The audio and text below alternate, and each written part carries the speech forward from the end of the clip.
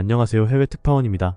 오늘은 지금 대한민국을 넘어 전 세계에서 가장 핫한 물질에 대해 나눠볼까 합니다.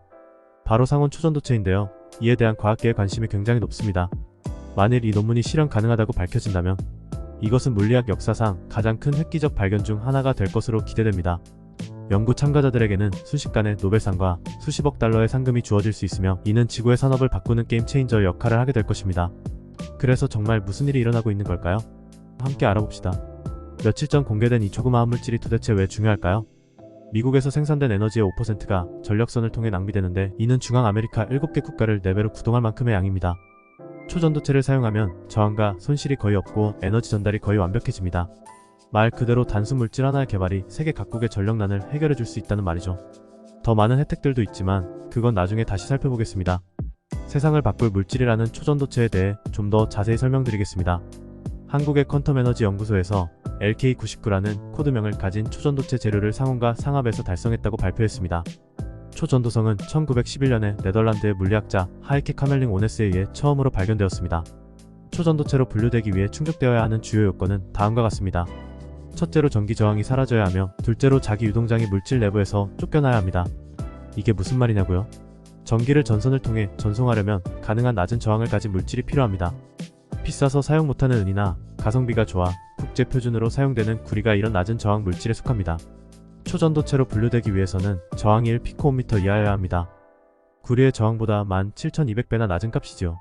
의도적으로 높은 저항을 가진 물질인 니크롬조차도 저항값이 구리의 약 64배밖에 안됩니다. 즉 초전도체에 비하면 구리는 오히려 부도체에 더 가까운 물질일 것입니다. 저항을 이해하는 가장 쉬운 방법 중 하나는 비행기가 공기를 통과하는 것을 생각하는 것입니다. 토스터에 사용되는 니크롬과 같이 저항이 높은 전도체는 큰 철판에 엔진을 부착한 것과 같습니다.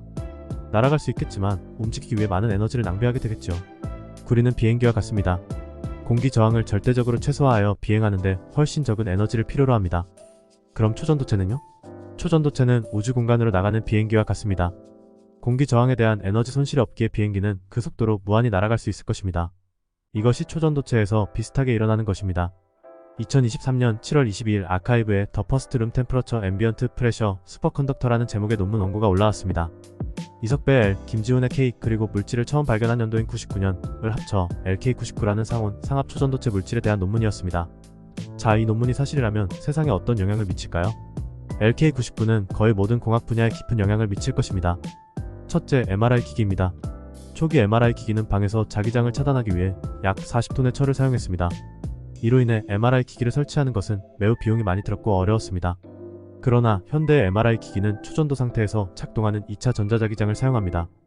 유일한 단점은 이러한 초전도체가 액체 헬륨을 이용해 마이너스 269도 또는 4켈빈으로 냉각되어야 한다는 것입니다. 이것이 현재까지도 MRI 기기를 운영하는데 많은 비용이 드는 이유입니다. 그러나 상온 초전도체가 있다면 시스템 설계가 크게 단순화되며 MRI 기기의 초기 및 운영 비용이 크게 절감될 것입니다. 그 혜택은 환자들, 즉 우리가 보게 되겠지요. 핵융합 발전기는 어떨까요? 높은 에너지 플라즈마를 억압하는 것은 현재 초전도체로 이루어지며 매우 낮은 온도에서 이루어집니다. 초전도체 재료를 차갑게 유지하기 위한 에너지 비용은 상상을 초월합니다. 그러나 상온 초전도체가 있다면 이러한 에너지 비용을 없앨 수 있을 것입니다. 또한 초전도체는 초효율적이고 저비용의 초고속 자기 부상 열차를 가능하게 할 것입니다. 그리고 배터리나 모터 냉각이 필요하지 않은 효율적인 전기차도 상상해 볼 수 있습니다. 초전도체는 또한 전압을 적용하지 않고도 전류를 유지할 수 있습니다. 수명은 최소 10만 년 이상으로 추정됩니다. 이로 인해 우리는 상온 초전도체 배터리로 가득 찬 새로운 산업에 한 걸음 더 다가서게 될 수도 있습니다. 가장 흥미로운 응용 분야 중 하나는 양자 컴퓨터입니다. 양자 컴퓨터의 사진을 본 적이 있다면 여러분은 그 모습에 압도되었을지도 모르겠습니다. 칩 자체는 실제로 매우 작습니다. 기계의 나머지 부분은 모두 일을 시키기 위한 것입니다. 상온 초전도체는 이 분야의 혁명을 일으킬 것이며 양자 컴퓨터가 우리의 핸드폰과 노트북에 내장된 세상이 가능해질 것입니다. 어떤가요? 초전도체를 통해 변화될 세상의 모습이 그려지시나요?